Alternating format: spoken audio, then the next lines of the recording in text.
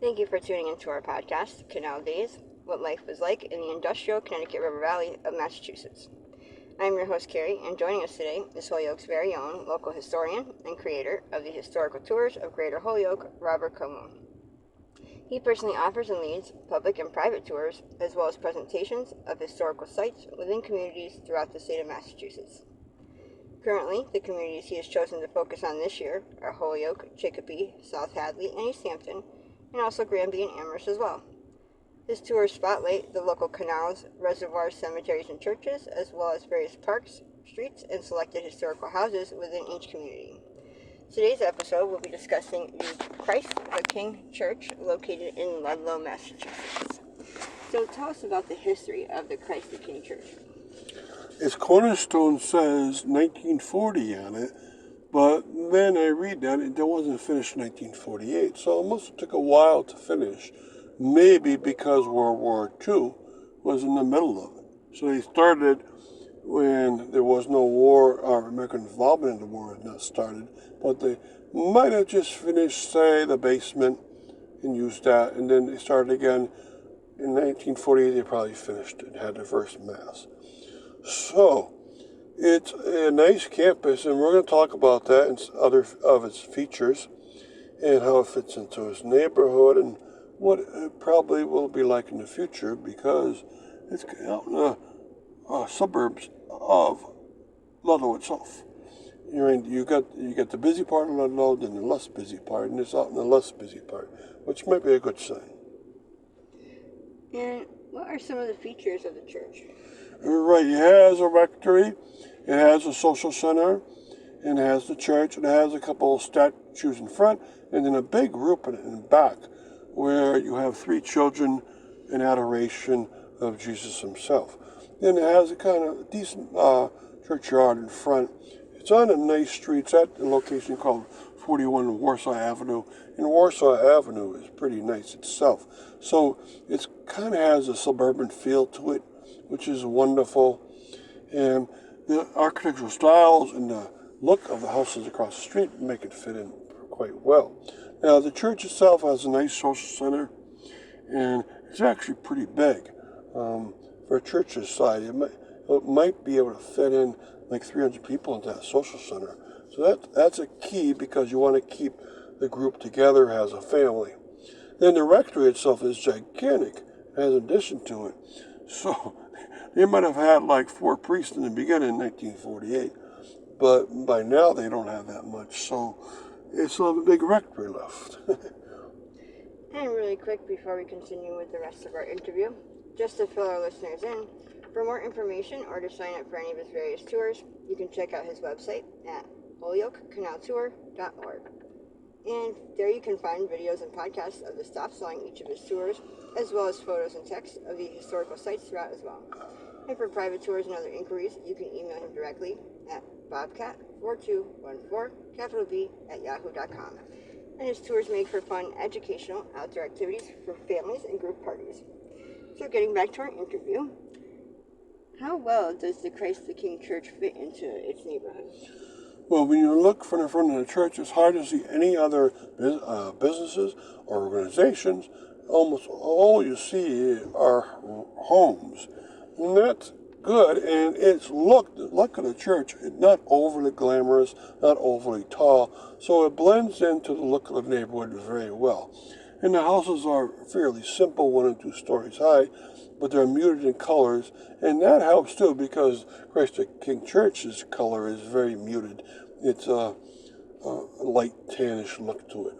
So it fits in very well, and it's a very quiet neighborhood, and that bodes well, because I think people like to be nowadays involved in these quiet situations, especially during masses. And you don't necessarily have these in the bigger cities or medium-sized cities. You have a lot of traffic problems, and this place will never have that. And the rectory and the social center also fit in very well. And the statues help a great deal right on that front lawn. They make everything seem to blend together. So I was surprised when I first saw it. It looked very big from the back, but towards the front it was a medium size. It fits very well. And what will its future be like? Well, the future should be bright, and the reason why I think that Catholic churches out in the suburbs are doing much better financially and demographically than the ones in the city, which seem to be closing down. And their attendance level is very high. And this one has a nice social center, so that keeps people going for other events besides the religious events. And so I would think that this kind of atmosphere should be excellent. And it's not really suburban, but anytime you get out of the inner busy section, the business section, say, then it starts to feel rural or suburban. And this Christ the King church has that feel to it. And those kind of churches, probably the way the United States is set up now, are the ones that will succeed. And thank you, Robert, for educating us on your tours and historical topics of your expertise. And we want to thank our listeners for tuning in. And you can check out a large selection of his other podcasts at his website. Our Lady of Fatima Church is a beautiful campus. It has not only the church itself, it has next to it on the left-hand side a beautiful field which has within it an outdoor shrine for Our Lady of Fatima. And it has a couple other statues. And it also has the 14 stations of the cross outdoors. So you can go do them in order. That's a wonderful concept. A few other places have outdoor ones, but this one's quite beautiful and quite large. And it also has a very large social center associated with it, and a gigantic series of soccer fields in the very back. So it's quite the campus overall, and quite an enjoyable place. And today we're going to talk about this churchyard and whether other churches are like it, and some of my favorites. And what is its churchyard like? Alright, it's a gorgeous churchyard. It's a nice neighborhood. There's another Ukrainian National Church nearby, for instance, in that neighborhood. But when you drive up to the church, which is nice in itself, what really is going to attract you is that outdoor pilgrimage area. And it actually attracts people from far away because it's such a unique concept to have this outdoor shrine area to visit. And you can actually have quite a few people gathered inside that shrine in the inside portion of it. But you can also pray from the outside. And then the Stations of the Cross concept is wonderful because you can just go around it in order. So find number 1 and then go all the way up to 14.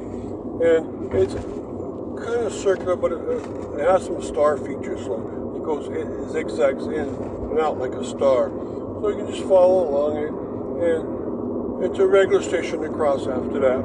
It has all the different scenes that you would expect on Jesus' trip up to Calvary. Getting back to our interview, will other churches follow its lead? Well, it takes a lot of land and a lot of money and effort to get the outdoor features that this church has. It also has a beautiful church itself.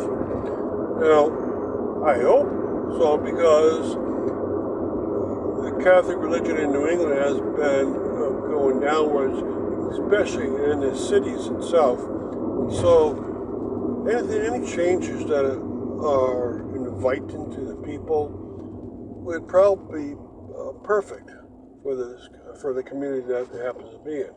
So I hope other communities, Catholic churches or Protestant churches, learn about such features and have outdoor shrines, outdoor statues spread across the park, and outdoor Stations of the Cross. And remember, it's to honor Our Lady of Fatima, but that's just one saint, one veneration point among others. You could have other saints associated with other churches. Sure, this is mostly a Portuguese ethnic group church, Catholic church, but you can have other saints for other ethnic groups. And so this kind of theme can be repeated over and over again. And what is your favorite feature of the church? It's the outdoor shrine because it gets you out into nature And remember, the apparition of the Our Lady of Fatima happened outdoors, of course. And so, knowing that, you get the same sense of what must have been like, and you can venerate her in a similar way and pray, similar situation. But they also have an indoor portion in that small chapel. So you can have small events that are like a baptism. And that would be very nice for most churches to have.